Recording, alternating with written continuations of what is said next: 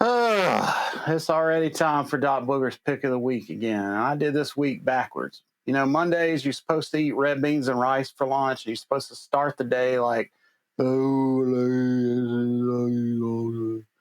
Friday you're supposed to be yay. And this week, Monday, I was like, yay! And Friday, but I did eat my red beans and rice today. So maybe that'll charge me up enough to get through this. So let's talk about some records listened to this week. First up, we got the soundtrack to Synanon or something or other like that. I don't know. I haven't seen this movie, but from the cover, it looks like some old boys got involved in some jazz music and then got involved in a real dangerous lifestyle because, you know, it always goes downhill once you get involved in that jazz music. And he got involved with some shady women and cigarettes and smooching and whatnot, fornicating. And then before you know it, old boy is just shoving something in his arm that I don't know what it is. It's so shocking. They couldn't show it to us. So I'm sure this movie's a riot with old Chuck Connors and what have you. But I don't know about that, but I can tell you that the music will have the dope fiends and het cats in your head snapping their fingers to the beat and the walking bass line and the cool organ vamps. There's no string section in this jazz combo, Daddy-O. That's for square. But if you are a square, there's two great songs on here for you. That's like a movie studio choir singing about the nice life on Main Street and then singing about how guilty and sad they feel for the old boys that got involved in all this sort of just debauchery.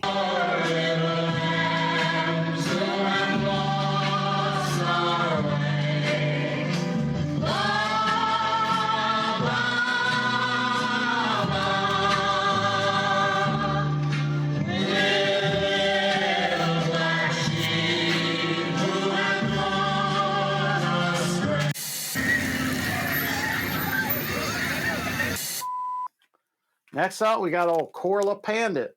He playing sounds of the exotic East, Jack. Old Doc Booger loves this sound of Korla Pandit tickling the keys of the organ. Takes me away to some exotic, faraway place where I don't understand language and I'm confused and I'm hungry and I might be a little bit scared of some of the food. And I might see pictures for billboards and stuff that make me think a ghost monster gonna come out and get me now. It's just nice, exotic music. You know, you can just travel away to that faraway place and not have to leave your hi-fi system. He's a great organ player. And, you know, he was big deal in the dawn of television. And stayed famous throughout the years. He was in Tim Burton's Ed Wood, makes a cameo in there and plays the organ. The thing about Korla Pandit, though, is he's not from South India, he's not from North India or East India or even Bangladesh. Nah, old Korla Pandit is from Missouri, Jack. That's right, American-born dude. He was an African-American, and he couldn't join the musicians union back then because of segregation and Jim Crow laws. So he first passed himself off as a Latino musician and got a union card. And then eventually he and his wife came up with this Korla Pandit gimmick, and he stuck with that to his final days. And I love old Korla Pandit. Stravinsky. But, you know, I'd heard this long ago and had only listened to Inna-Gadda-Da-Vidda. This takes me back to the 80s when old little Doc Booger was riding in Pappy Booger's Camaro, and he was playing some Huey Lewis in the news sports and telling me about how, son, this rock is so heavy you can't even pick it up. I was like, yeah, Daddy, it's just cool. You want to hear something real heavy, son? Yeah, I want to hear something real heavy. I don't think you're ready. I don't think you're ready. So, yeah, I'm ready. All right. And he puts in Inna-Gadda-Da-Vidda. And my eyes got real big and scared because, immediately you got like the organ that make you think Count Chocula gonna come get you. And then you got like the real loud, wiry guitar and some old boys singing like this and real serious, talking about how he want me to go with him somewhere. Accompany, please accompany me. And side A is not really a sloucher either. It's just good old late 60s psych rock. Everybody at the record store looking for psych rock now.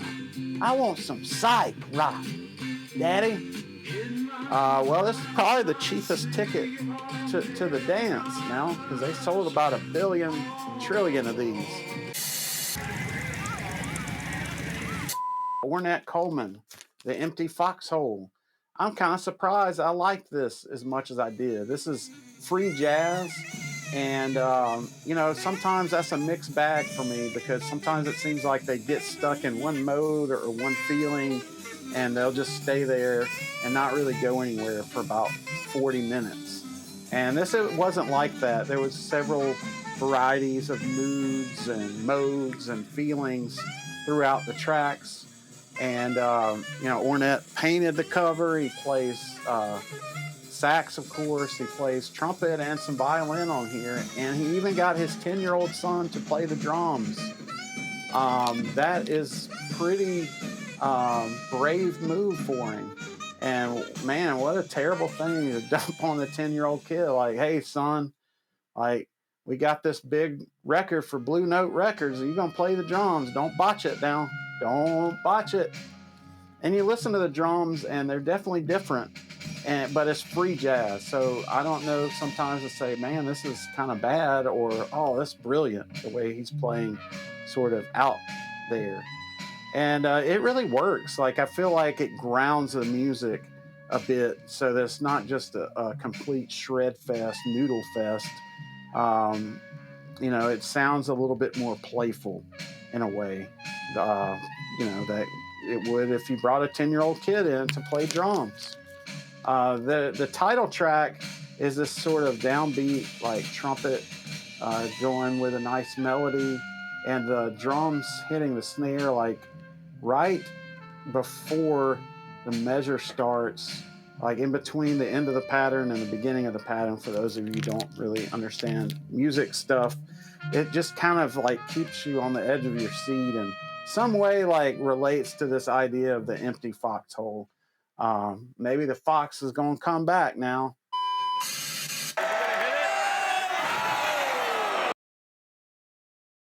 Terry Riley, Rainbow and Curved Air. So this is 2 songs. Side A is 1 song, side B's the other song.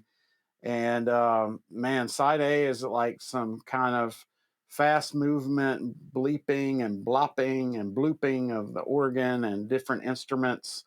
And it kind of goes on a while. And it goes on. And it was a little much for me. It was a little exhausting to listen to side A.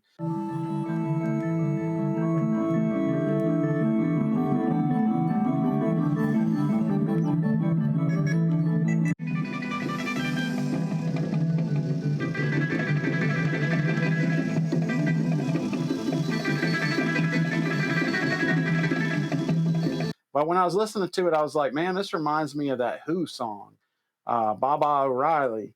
And sure enough, I was kind of digging into this album and learned that the Who named the song partly after Terry Riley. That's the Riley part of the BabaO'Riley. The other part, the Baba, is for some Indian spiritual leader, old boy, that Booger's not going to pretend like he knows or can tell you about it because he don't know about it. Side B, I vibed with it a lot more. It sort of developed over time and droned a little slow, and the emotions and feelings of it, it wasn't as static as side A. So I definitely listened to that some more. I could see why it was so influential. Another thing about the Terry O'Reilly album, though, is a lot of people think of Brian Eno as the innovator of doing live looping with two Revox reel-to-reel tape machines. Actually, Terry O'Reilly was doing that in the early 60s and even in the later 60s on that album. So take that, Brian Eno. And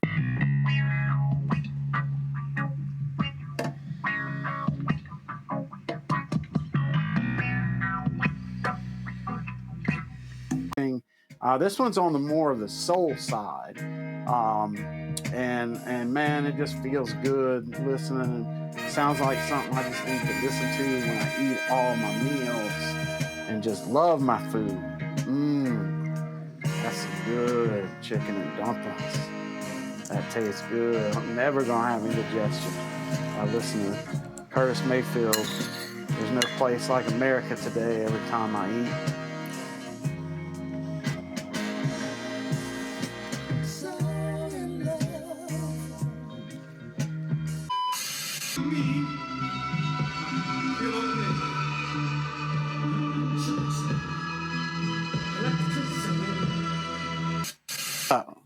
On Mr. Bungle, California.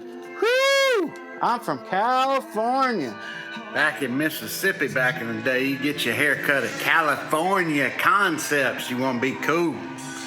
I'm cool. I'm slick. I played this Nintendo game called California Game. My buddy Sam Orange did a comedy sketch about getting a California busted nose. I know everything. Woo! Woo! But it's Mr. Bungle. It's not Captain. Booger love old Mr. Bungle. Started way back in like 1995 or so when buddy Jason turned me on to Disco Volante. We went to the Camelot Music together and bought that tape and just about ran off the road on the way home. Because the album is making us laugh or just stop and be like, holy excrement. This is crazy. And this 1999 follow-up is a great follow-up. I still like Disco Volante a little bit better, but man, they went all out in the studio, Jack. This is probably the last great like analog tape just juggernaut of an album. Where it sounds like, you know, Esquivel's orchestra and like, you know, Eastern European folk music and death metal and rockabilly, like just kind of all kind of genres meshed in. And when I first heard it back then, I listened to it over and over and over and over and think it was the craziest thing I ever heard. And it took me a lot of years of listening to catch up with where most of the influences from the album were, to the point where like, oh yeah, this sounds normal to me. And there's that one part in Captain Bungle, California, where it sounded like it'd be good as rasslin music.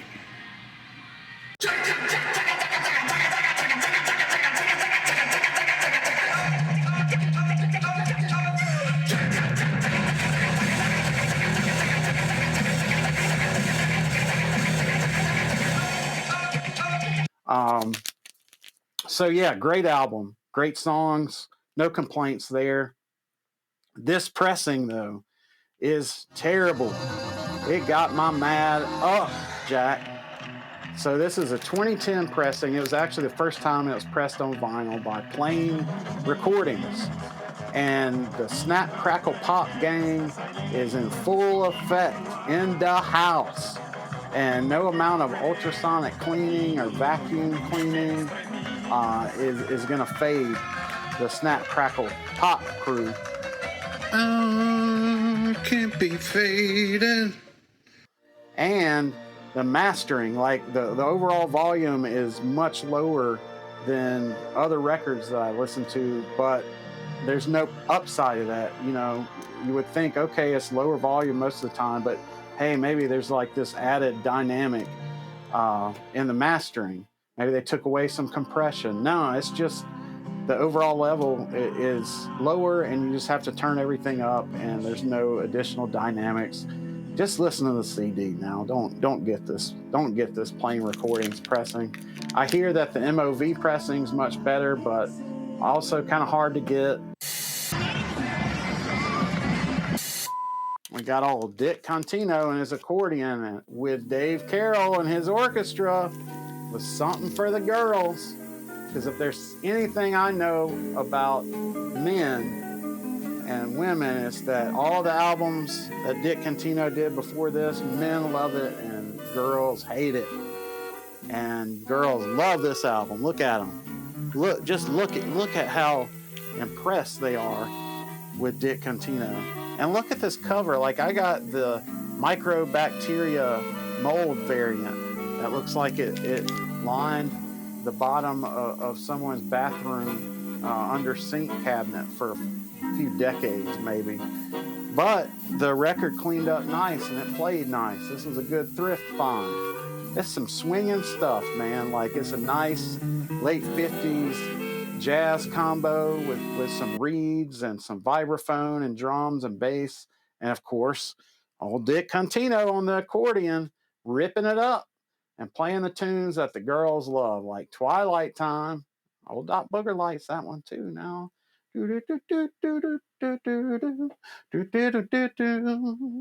And old Charmaine.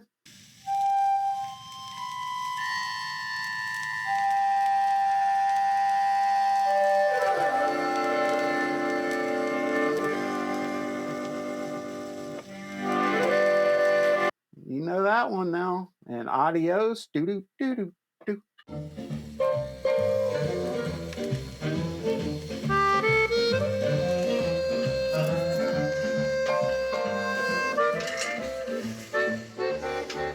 Do-do-do.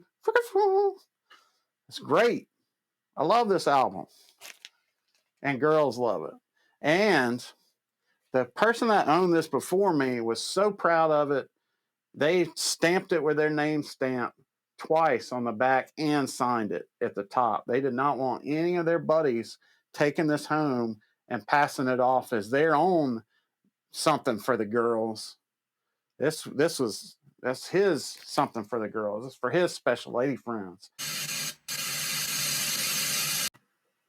And next up, I got a 12-inch single from a group of old boys that Doc Booger's real proud of their musical contributions to alternative rock and music in general. They're real innovative, but Doc Booger's not proud of their hatred for human decency and their vulgarity and just their overall wickedness. And of course, I'm talking about those revolting cocks. That's right, the revolting cocks.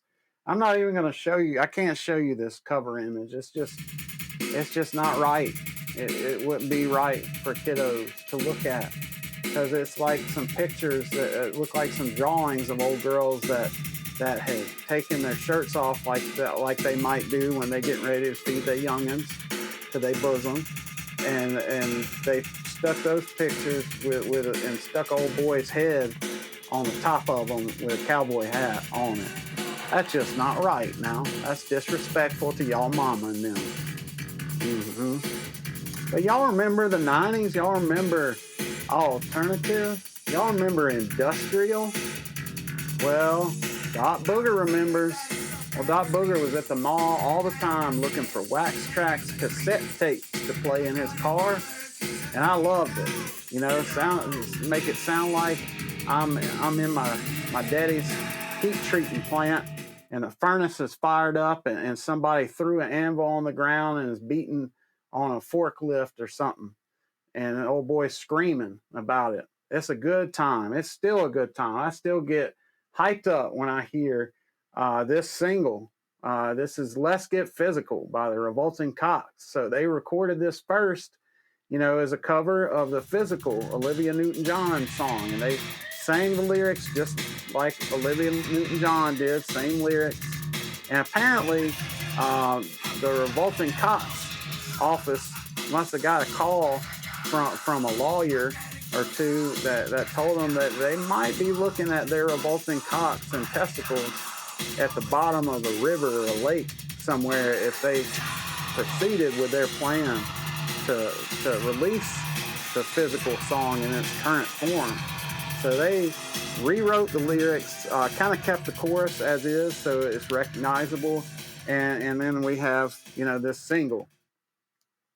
And I love it. I think it's a great example of what they're great at. And to me, like the great Revco and Ministry stuff, it's all about the beat. It's all about the drums and percussive sounds, whatever they may be. This song kind of has a really simple, catchy, huge beat that you would want to hear over and over. But once you start listening more carefully, you hear what might have been a hi-hat pattern, but it's this weird glitchy sounds, and sometimes these weird little polyrhythms going on with the instruments accenting certain parts, and some nice samples and that are real hooky, and great vocal hooks, and kind of unhinged vocal performances by Mr. Connolly. And it's just a great package. Great time. Now, if there's any proof that these guys are revolting cocks, you can just flip to side B, because it's 10 plus minutes of a or maybe a 4 second loop of a section of the original recording of the song that they did that got banned.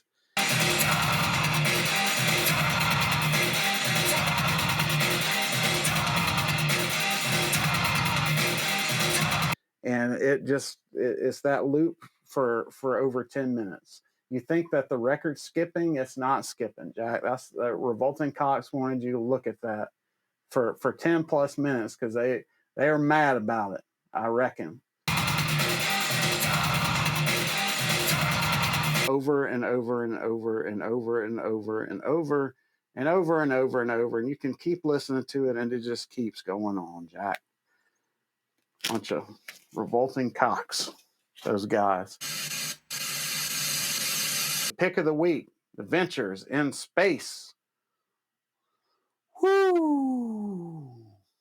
You know, they usually had, it sounded like a bigger recording budget and access to fancier sounds and whatnot than some of the other 60s surf rock bands, sometimes to their detriment. Sometimes Ventures albums sound very overproduced and very unhip. I think this one is the best of their albums, and it really hits the right balance between like energetic, spirited performances, inventive use of orchestration and sounds and arranging the parts, but still having like that little bit of edge in the production that makes every song listenable, you know, a billion times, and interesting, and where you might even hear parts in the songs the 30th time that you listen to it that you didn't notice before. It's all killer, no filler. They really embrace the in space aesthetic on here, and I dig it, Jack.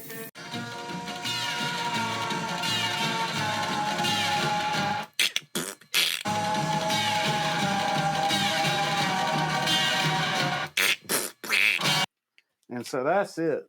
That's all for the record talk this week. It's Mardi Gras time. Woo! It's time to go look at some parades and go have so much fun. You're tired, and just keep getting up and having more fun. If you're out there on the parade route, look for Dot Booger in the Ramblers bandwagon. I'll be in the Mad Hatters parade, and the Crudita parade, and in the Iris parade. And the Ramblers are playing in a few other parades, but old Dot Booger is taking a time out on those. That's just about the only time you'll see old Dot Booger perform live. He don't much like doing that so much anymore. But it's fun doing those parade gigs, Jack. So say hi to y'all mama and them, eat a bunch of king cake, and have a good